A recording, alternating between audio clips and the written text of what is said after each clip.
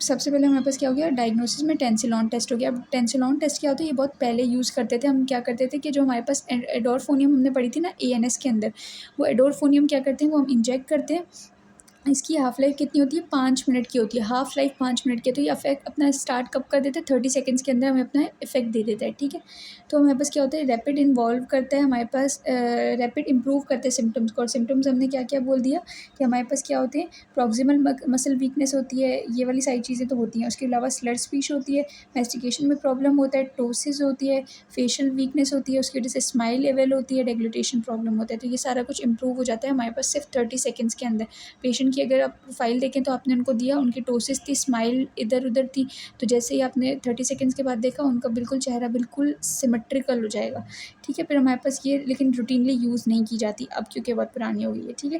फिर हमारे पास क्या होता है कि इलेक्ट्रोमायोग्राफी होती है, ये सिंगल फाइबर इलेक्ट्रोमायोग्राफी होती है।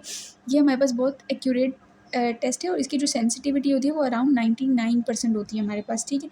इसमें क्या करते हैं हम, जो नर्व होती है ना, हम उसको रिपीटेड जो है ना स्टिमुलस जो है ना देते हैं ताकि मसल की कॉन्ट्रैक्शन हो, और ये आहिस्ता आहिस्ता फिर हम उसके जो उसको है ना जो स्टिमुलस होता है उसको क्या कर देते हैं, कम कर देते हैं। फिर हमारे पास होता है एंटीबॉडीज़ टेस्ट। अब ये हमारे पास मोस्ट स्पेसिफिक टेस्ट होता है।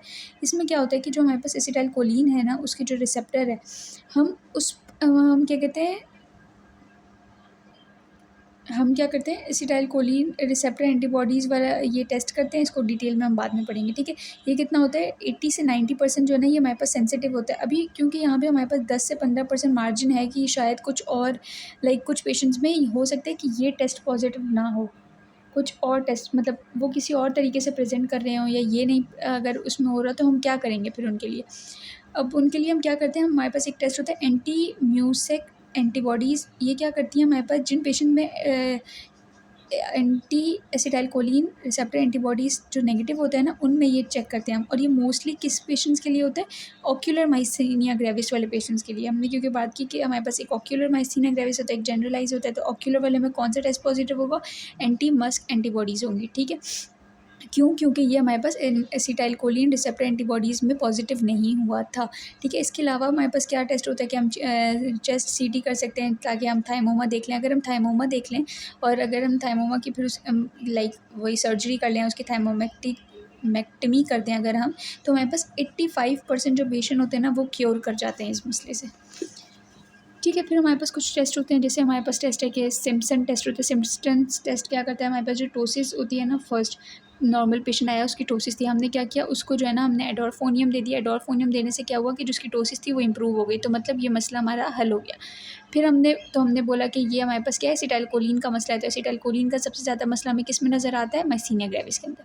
फिर हमारे पास आइस टेस्ट होता है, टोसिस इंप्रूव हो जाती है आइस रखने से, तो इसका मतलब क्या हुआ कि उसने भी इनहिबिट कर दिया एसिटाइलकोलिन कोलिनेस्ट्रेस को, ठीक है। अब कुछ चीज़ें होती हैं जो अगर हम ट्रीटमेंट दे रहे हैं ना, अभी हम ट्रीटमेंट प्लान पढ़ेंगे, लेकिन ट्रीटमेंट प्लान से पहले कुछ चीज़ें होती हैं जो हमें ट्रीटमेंट में नहीं देनी चाहिए, ठीक है। अब कौन सी चीज़ें जो हम बिल्कुल नहीं अवॉइड करनी है हमने, वो कौन कौन सी हैं, अमाइनोग्लाइकोसाइड्स हैं, फ्लोरोक्विनोलॉन्स है, मैग्नीशियम सल्फाइड है, एनएमजे ब्लॉकर है। ज़ाहिर सी बात है, अगर एनएमजे ब्लॉकर ही दे देंगे, पहले ही एसिटाइलकोलिन डिपोलराइजेशन की तरफ नहीं आ रहा, जब वो आएगा ही नहीं, मसल कॉन्ट्रैक्ट ही नहीं करेगा, तो और ज़्यादा मसाइल हो जाएंगे। पहले पेनिसिलिनेज एंजाइम भी इसमें बहुत बड़ा रोल अदा करता है, ठीक है। फिर हमारे पास आता है ट्रीटमेंट में हमारे पास इस तरीके से देखें तो हमारे पास पहले बेस्ट इनिशियल थेरेपी क्या होती है, ठीक है। तो हम पहले एक नॉर्मल अपना जर्नल देख रहे हैं कि क्या क्या होगा, ठीक है। तो हमारे पास सबसे पहले क्या होता है कि ऐसे एजेंट्स क्या करते हैं, इनकी इनिशियल थेरेपी हमारे पास क्या होती है, हाँ एक सेकेंड, अच्छा ठीक है। सबसे पहले क्या होता है कि हमारे पास एंटी कोलिनेस्ट्रेस एजेंट्स होते हैं, ठीक है। जो एंटी कोलिनेस्ट्रेस एजेंट होंगे वो क्या करेंगे, जो एसिटाइलकोलिन है उसको इनहिबिट उसको उसका ब्रेक डाउन नहीं करने देंगे। जब उसका ब्रेक डाउन नहीं करने देंगे तो एसिटाइलकोलिन के जो वैल्यूज़ होंगे, जो नंबर्स होंगे, वो क्या हो जाएंगे, ज़्यादा हो जाएंगे सिनेप्टिक लेफ्ट में, वो ज़्यादा रिसेप्टर पर लगेंगे, एंटीबॉडीज़ से वो ज़्यादा हो जाएंगे। तो क्या होगा, ये हमारे पास होता है बेस्ट इनिशियल थेरेपी होती है। इसमें क्या होता है कि जो एजेंट्स होते हैं ना, इसकी वजह से प्रोलॉन्ग ड्यूरेशन ऑफ एसिटाइलकोलिन रह जाता है एनएमजे के अंदर, ठीक है। और ये मोस्ट कॉमनली यूज़ की जाती है, कौन सी ड्रग यूज़ की जाती है हमारे पास, पायरिडोस्टिग्मीन। और कैसे यूज़ की जाती है, 30 mg TDS के तौर पर यूज़ की जाती है, ठीक है। फिर हमारे पास होता है इम्यूनोलॉजिकल ट्रीटमेंट होता है, उसमें एक्यूट होता है और क्रॉनिक होता है। एक्यूट जो होता है ना, इमरजेंसी में पेशेंट आया है हमारे पास बिल्कुल टाइम नहीं है कि हम उनको इसमें से कोई भी ड्रग दे सकें। तो हम क्या ड्रग देंगे उसको, हम सबसे पहले जो एंटीबॉडीज़ होती है उसमें प्लाज्माफेरेसिस, उसकी बॉडी से जो एंटीबॉडीज़ हैं उनको रिमूव करने की कोशिश करेंगे, ठीक है। तो वो रिमूव वाला जो प्रोसेस होता है वो कौन सा होता है, प्लाज्माफेरेसिस होता है, ठीक है। फिर हम उसके अलावा इंट्रावीनस इम्यूनोग्लोबुलिन्स भी दे सकते हैं उनको, क्योंकि वो एंटीबॉडीज़ के खिलाफ होंगी, ठीक है। जो बॉडी की एंटीबॉडीज़ हैं उनके खिलाफ हम उनको एंटीबॉडीज़ दे देंगे, ठीक है।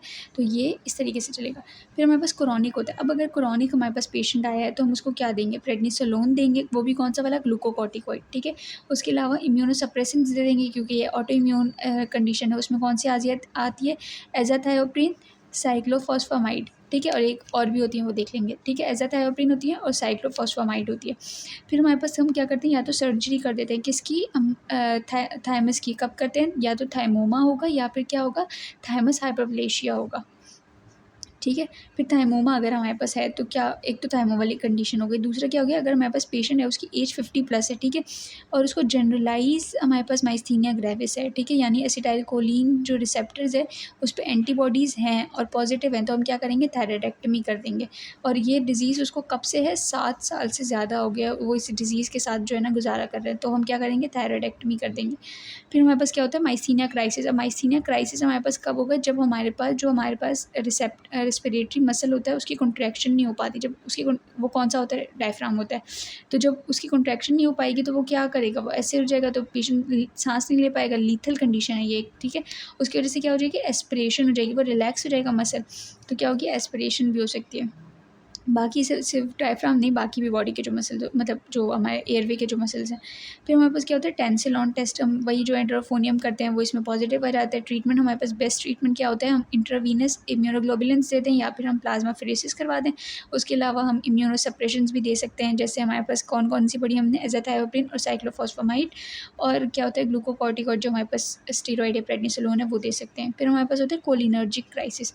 अब ये भी इंपॉर्टेंट है। अब कोलिनर्जिक क्राइसिस क्या होता है हमारे पास, कि जो हमारे पास एंटी कोलिनेस्टेरेज़ ड्रग जो हम दे रहे हैं ना, उसकी वजह से क्या हुआ कि हमने इतनी ज़्यादा, यहाँ से पहले इसको देख लेते हैं। देखो, हमने क्या किया कि हमने एसिटाइलकोलिनेस्टेरेज़ दिया, जो कि क्या हो गया, उसकी वजह से एसिटाइलकोलिन ज़्यादा हो गया। जब एसिटाइलकोलिन ज़्यादा हो गया तो हमारे पास एनएमजे पर जो है ना, वो एसिटाइलकोलिन के रिसेप्टर्स जो हैं वो क्या हो गए, डीसेंसिटाइज़ हो गए।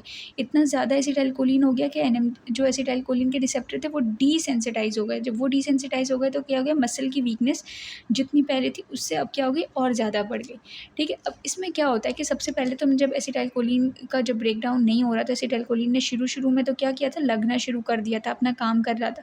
फिर क्या हुआ, उसने थोड़ा ज़्यादा काम करना शुरू किया, मतलब ज़्यादा रिसेप्टर्स को कवर करना शुरू किया। ज़्यादा रिसेप्टर्स ने क्या किया, इकट्ठे जो है क्या करवाई, कॉन्ट्रैक्शंस करवाई। जब कॉन्ट्रैक्शन उसने इकट्ठे करवाई तो हमारे पास क्या होगा, मसल में फेसिकुलेशन आएगी। फेसिकुलेशन क्या होती है, हमारे पास इनवॉलेंट्री मसल की कॉन्ट्रैक्शन और रिलैक्सेशन होगी। तो ये क्या होती है, हमारे पास इनवॉलेंट्री जो है ना, कॉन्ट्रैक्शन रिलैक्सेशन होगी। एक वक्त आएगा कि मसल जो रिसेप्टर्स होते हैं हमारे पास वो भी परेशान हो जाएंगे कि ये कितना एसिटाइलकोलिन ने हमसे काम करवाना है, तो वो क्या हो जाएंगे कि डीसेंसिटाइज हो जाएंगे कि अब हम नहीं करेंगे, हम इतना मज़ीद स्टिमुलस को अपने ऊपर नहीं ले सकते। तो क्या हो जाएगा, सबसे पहले तो मसल फेसिकुलेशन होगी, फिर क्या हो जाएगी, मसल की पैरालिसिस हो जाएगी, ठीक है, रिलैक्स हो जाएंगे सारे मसल, और पेलार हो जाएगा, स्वेटिंग हो जाएगी, क्योंकि ये सारे हमारे पास किसके हैं, कोलिनर्जिक ड्रग्स लेते हैं तो ये सारी होती है ना, क्योंकि हम ये क्यों यूज़ करते हैं, ज़ीरोस्टोमिया में भी ये ड्रग्स यूज़ करते हैं। तो एक्सेसिव सलाइवेशन हो जाएगी और प्यूपिल क्या हो जाएगा, कंस्ट्रिक्ट हो जाएगा। फिर हमारे पास ट्रीटमेंट में क्या होता है कि हम सबसे पहले तो जो एंटीकोलिनेस्टेरेज़ ड्रग है उसका क्या करें, उसको क्या कहते हैं, विथड्रॉ करें और एंडोट्रेकियल इंट्यूबेशन करवाएं, ताकि जो पैरालिसिस, रेस्पिरेटरी मसल का जो पैरालिसिस है उसको तो ख़त्म करें फ़िलहाल, उसके बाद बाकी चीज़ें देखते हैं। अब न्यूनेट्स के अंदर हमारे पास क्या होता है कि जो हमारे पास एंटीबॉडीज़ होती हैं उनके पास आईजीजी वो क्या करती हैं, जो प्लासेंटा से उनको मिली हुई होती है ना, क्रॉस कर लेती हैं, तो ये एसिटाइलकोलिन को जो है ना वो उसके अगेंस्ट होती हैं और उसको जो है ना क्या कहते हैं, डिस्ट्रॉय कर देती हैं। और बस इसका इतना ज़्यादा पढ़ने वाला नहीं है। इसमें ट्रीटमेंट क्या होता है, हमारे पास नियोस्टिग्मीन के ड्रॉप्स होते हैं। अब अगर हम एक और चीज़ देखें कि जो हमारे पास माइस्थीनिया ग्रेविस है उसका जो हमारे पास डिफरेंशियल डायग्नोसिस है, डिफरेंशियल लाइक क्या आएगा, तो वो आएगा लैम्बर्ट ईटन माइस्थेनिक सिंड्रोम, ठीक है। तो ये हमारे पास क्या आएगा, ये इसका एक इम्पॉर्टेंट पार्ट हो जाएगा। लाइक डिफरेंशियल डायग्नोस हो जाएगा, ठीक है। फिर माइस्थीनिया ग्रेविस, अब एक दफ़ा कुछ क्लिनिकल वर्ड्स रिवाइज कर लेते हैं। माइस्थीनिया ग्रेविस क्या होता है, एसोसिएट करते हैं थायमोमा से, हमने बात कर ली। थायमोमा होगा तो क्या करेंगे, थायरोटेक्टमी, थायमोमेक्टमी करेंगे। एक सेकंड, कहाँ था, मैं भूल गई ये लफ्ज़, हाँ, थायमेक्टमी, थायमेक्टमी करेंगे, ठीक है। फिर उसके अलावा क्या करेंगे, therefore all diagnosed patient undergo, क्या कर, उनको क्या करना चाहिए, पहले सीटी टेस्ट करवानी चाहिए, क्योंकि हमने क्या बोला, क्या इवेलुएट करेंगे थायमोमा तो नहीं है। अगर थायमोमा होगा तो क्या करेंगे, उसको क्योर कर देंगे, रिसेक्ट कर देंगे, और 85% केसेस में हमारे पास ठीक हो जाएगा। और थायमोमा होता क्या है, ये हमारे पास एक बिनाइन ट्यूमर है थायमस का, ठीक है। तो ये हमारे पास माइस्थीनिया ग्रेविस कंप्लीट हो गया।